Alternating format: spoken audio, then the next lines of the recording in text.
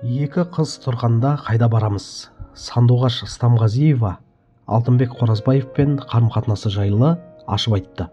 Ұзақ үзілістен соң сахнаға қайта оралған әнші Сандуғаш Стамғазиева Астарлы ақиқат бағдарламасында халықтың жадында жатталып қалған әндерді орындайтынын айтты. Бұл туралы айқын.кз сайты жазды, деп хабарлайды алаш.кз ұлттық порталы. Оқырманның бірі: Сандуғаш, кереметсіз. Бірақ Қоразбаевтың қай жеріне қызықтыңыз? Небір тамаша жігіттер сізді бағалар еді ғой деп жазған. Ал әнші оған: мен қызыққан жоқпын, ол маған қызықты, деп жауап берді.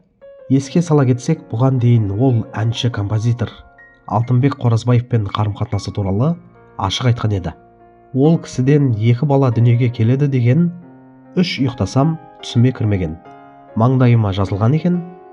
Бастапқыда ол кісі мойындамай, жария еткеніме ашуланып жүрді.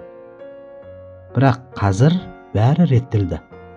2 қыз тұрғанда қайда барамыз? Біз араласпаған күнде де қыздар әкелерін іздейді, араласып тұрады, әкелерімен ақылдасады.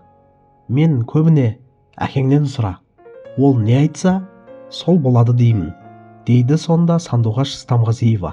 Сандуғаш Стамғазиева әпкеміздің бұл сұхбатынан бір нәрсе анық көрінеді.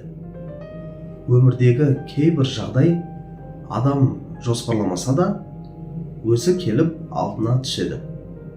Алтынбек Қоразбаевпен арадағы оқиғада көпшілікке таңсық болғанымен, олардың жеке тағдырының бір бөлігі. Сандуғаш әпкеміздің мен қызыққан жоқпын, ол маған қызықты деген жауабы өз таңдауымен шындығын ашық айтуға батылы жеткен адамның сөзі. Кезінде талай әңгіме шыққанда рас, тіпті композитордың өзі бастапқыда мойындамай, қарсы болғанын да жасырмады. Бірақ уақыт өте келе бәрі орнықты. Ең маңыздысы 2 қыздың тағдыры. Сандуғаш әпкеміздің 2 қыз тұрғанда қайда барамыз деп айтуы ананың емес, ең әуелі жауапкершіліктің сөзі. Қандай жағдай болса да, балалар әкесін іздейді, ақылдасады. Бұл табиғи заңдылық, балаға әке керек, білесіздер. Қазір олардың арасы реттелгені, қыздардың әкесімен байланысты екені ең дұрыс шешім деп ойлаймын.